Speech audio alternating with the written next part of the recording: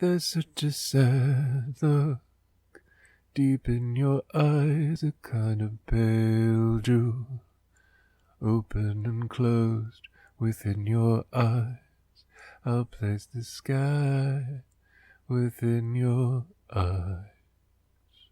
I always loved As the World Falls Down. That's absolutely got to be my favourite sequence from Labyrinth, which is a brilliant movie. And I'm here to talk about my feelings on David Bowie, which is actually kind of a weirdly broad concept for me. Like, it's very complicated. Like most children of my generation, I loved Labyrinth, but one of the reasons, and this was covered in one of the Bad Fanfiction Theatre talk times, one of the reasons why I loved it so much was because it covered a lot of material that other films did, but it also did it in a way that was far better. And one of the best ways that it excelled above its contemporaries was that it actually admitted that the magic going away was not the end goal.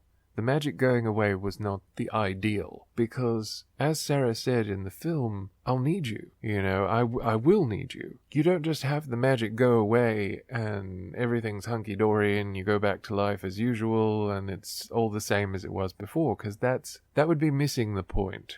And I love that Labyrinth said something different than so many other films and stories and said, yeah, we do need that magic. We do need that magic and these magical friends and these wondrous things and, this sense of wonder, this sense of magic. That's what we need. And David Bowie's songs and performance in that were just absolutely brilliant. I love the film. It's funny because the worst relationship of my life was with a person that was really obsessed with David Bowie, and I got exposed to a lot of his work during that time, like music, albums, things like that. It was actually kind of neat to discover this artist. Then I found that a lot of other people that I knew were also into his music and his work as an artist, and I found out more through them. And of course, after that one really bad relationship ended up ending, finally, for a while I couldn't deal with even listening to David Bowie's music because it brought back too many feelings and thoughts and memories and things like that. You know how it goes.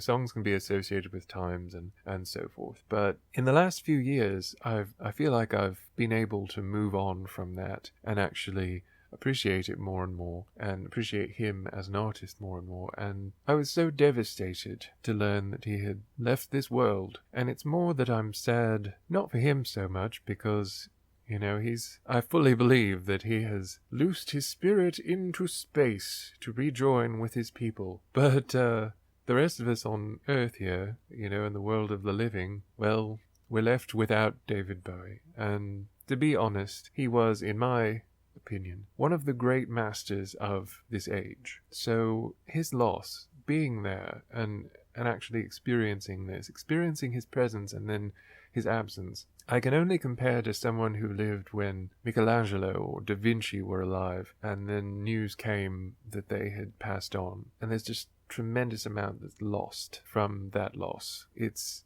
terrible for everyone. It's a devastating loss for everyone. It's a devastating loss for art, and of course for the musical expression of art as well. But whether or not you knew more of his work, whether you just knew him from Labyrinth as Jareth the Goblin King, whatever way he touched your life, I think it's just a terrible loss for those of us left, because every time a truly great artist is lost, art itself is diminished in its own way. So now, since I got really serious there, I thought, well, I've got to lead it somewhere a bit less somber. So I will share something that I remember, and this happened in the last year. I had a dream one night, and if you know the song Ziggy Stardust, the that really iconic guitar part. Well, in the dream I had this dream, and the song was on, except it wasn't it wasn't the same song. Like, it wasn't Ziggy Stardust. It was it had the guitar part. So it's like and then David came in singing Cat's Pea Sweater. So it was just this Gatsby sweater.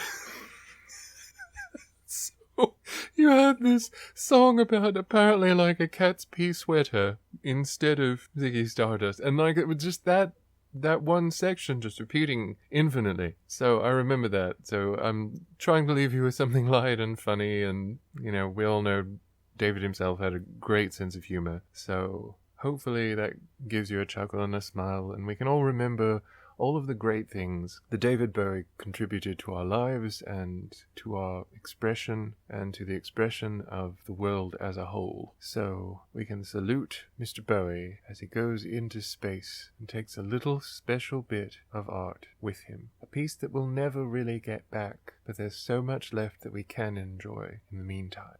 I'm Ushcho, and this has been Let's H. Follow me on social media if you like. Subscribe to my channel for more episodes. There are links in the blurb below. Bye.